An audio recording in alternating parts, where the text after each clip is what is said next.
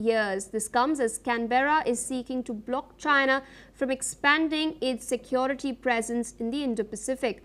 Now, under the Pukpuk Defence Treaty, which is the first signed by Papua New Guinea, Australia and its northern neighbour are obliged to come to each other's aid if attacked.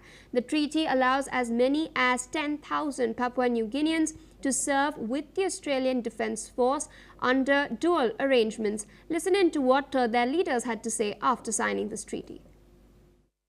This treaty contains a mutual defence obligation similar to Australia's ANZUS treaty commitments, where we declare that in the event of an armed attack on either of our countries, we would both act to meet the common danger. Both our nations have also agreed not to undertake any activities or enter into any agreements that would compromise the implementation of this treaty. It is a landmark for our two nations. This treaty was not conceived out of geopolitics or any other reason, but out of geography, history, and the enduring reality of our shared neighbourhood. With us on the broadcast is Mr. Charles Thompson, joining us from Sydney. We've just heard what Anthony Albanese and James Marape have had to say. It is a mutual defence pact that has been inked. What exactly has driven Australia to do so? What are the concerns Australia has, especially with China's expanding footprint in the Indo-Pacific and its aggressive posture?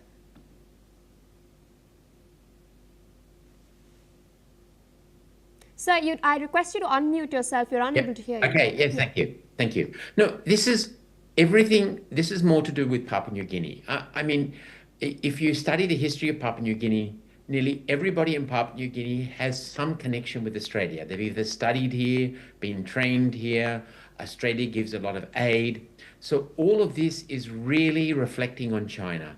China wants to have issues with every country in the whole of Asia, Papua New Guinea included. And, I'm surprised. Informally, this would have always been agreed upon, but now, obviously, Papua New Guinea has insisted on having a formal agreement. And I think what the worry for the Chinese is that now that the cat's out of the bag between Australia and Papua New Guinea, other countries in Asia might also start considering doing similar things. And because we all know, China just wants to individually bully.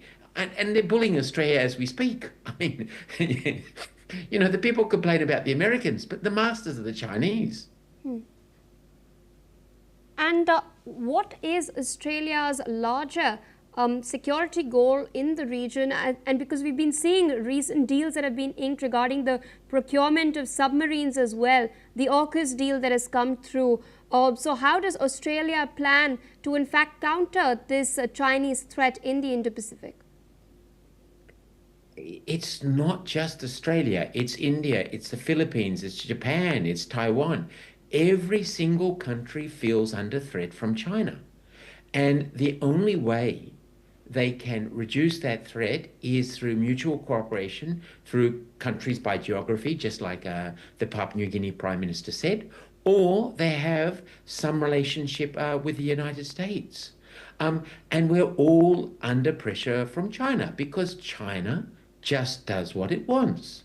As far as it's concerned, it's the ruler. And, and it's aggressive. But I must take my hat off to the Chinese. They do it a lot more quietly than the Americans. And speaking of the Chinese, it's likely to not go down well with them. Could we expect them to adopt an even more aggressive posture in the region? Look, if you look at what China does, at the moment, China's picked on one of the steel companies of Australia, and it's just quietly, unofficially said, they're not allowed to buy their iron ore. At one point, it was lobsters. Another time, it was wine.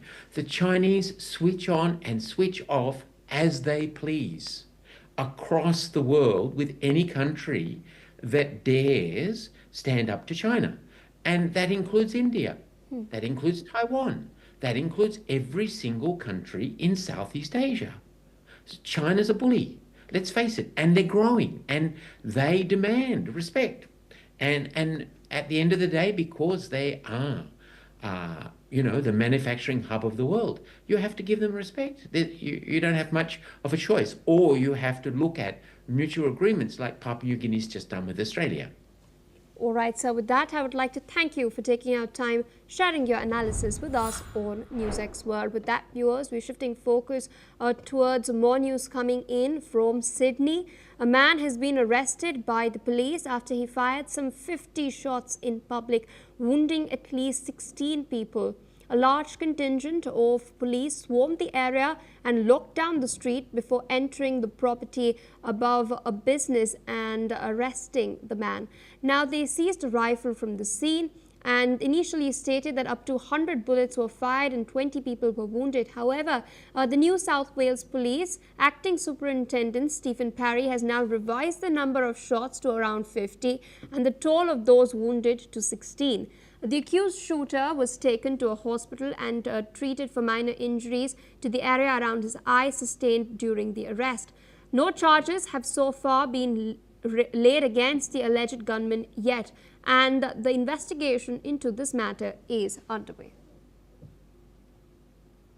Shifting focus to East Asia, according to North Korean state media, Kim Jong-un inspected one of the country's newest warships, the 5,000-ton destroyer named Chohyun. This is one of the 2 such vessels launched this year as Kim seeks to enhance North Korea's naval capabilities. During his visit, Kim declared the warship should punish the enemy's provocations, referring to the United States and South Korea, and he also said that it should serve as a deterrent to threats against national security.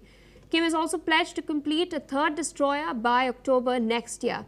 Meanwhile, South Korean officials suggest that the ship may have been developed with Russian support, possibly in return for North Korean troops aiding Moscow's war against Ukraine. We've seen recent exercises take place between South Korea, the United States and Japan. We've also seen the bilateral military drills take place between Washington and Seoul, the Ulchi Freedom Shield.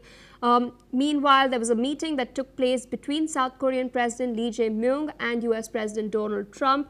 And in the Oval Office, Trump expressed his inclination to meeting Kim Jong-un again. This comes as South Korea has been extending an olive branch to North Korea to normalize ties. However, this has been rebuffed consistently by Kim Jong-un, who has made it very clear that any demands for denuclearization of North Korea will not be met and that North Korea will continue its nuclear armament ambitions. Shifting focus to more updates we're tracking, according to National Search and Rescue Agency Operations Director of Indonesia, Yudi Bramantio, 54 dead victims and their bodies have now been recovered. Remember, the tragic incident occurred last week at the Al-Khwarizmi Islamic boarding school in Sidoarjo in East Java, when a part of the multi-story building suddenly gave way during afternoon prayers. Excavators and rescue teams have been working round the clock, recovering dozens of bodies from the rubble. Listen in to what one of the rescuers had to say. Total dari korban semuanya ada 154 orang, yang selamat ada 104, kemudian yang meninggal 50, dan seperti saya sampaikan tadi masih dalam pencarian. Ini perkiraan masih ada 13 orang yang di reruntuhan gedung.